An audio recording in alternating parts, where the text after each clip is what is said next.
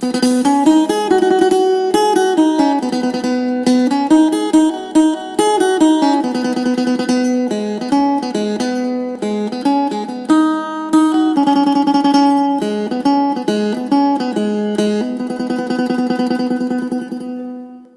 ยก็มี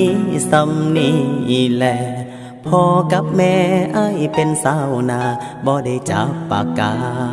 จับแต่ขาดแต่ไทยสั้นหมอปลายอ้ายเฮียนบ่จง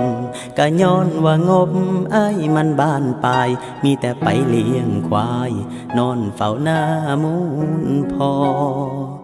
อ้ายอยากไปขอน้องแต่งงานค่าดองหลายล้านอ้ายสิเอาหยังกินอ้ายก็มีซ้ำที่เจ้าเห็นอ้ายก็เป็นคนธรรมดาบ่มีโตโยตามีแต่รถเวฟจีนบ่มีแลนด์โรเวอร์หุ่นใด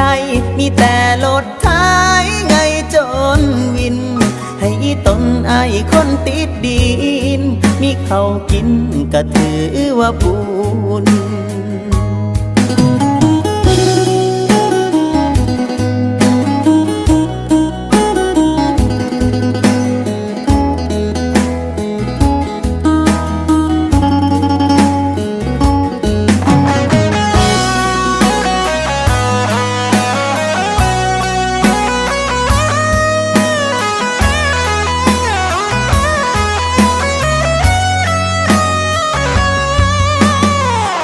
บอกกล้าสูนคิงเจ้าดอกคนบ้านนอกด้อยนามสกุลคงบ่มีบุญได้อุ้มเจ้าเข้าเฮือนหอก็ได้แต่ขอให้เจ้าเห็นใจสิเฮ็ดจังใดอ้ายเงินบ่พอสิขายหน้ามูลพอกะย่านบ่มีเขากิน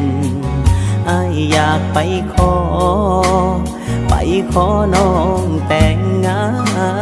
นค่าดองหลายล้านอ้ายสิเอาหยังกินอ้ายก็มีซ้ำที่เจ้าเห็นอ้ายก็เป็นคนธรรมดาบ่มีโตโยตามีแต่รถเวฟจีนบ่มีแลนด์โรเวอร์หุ่นใดมีแต่รถไท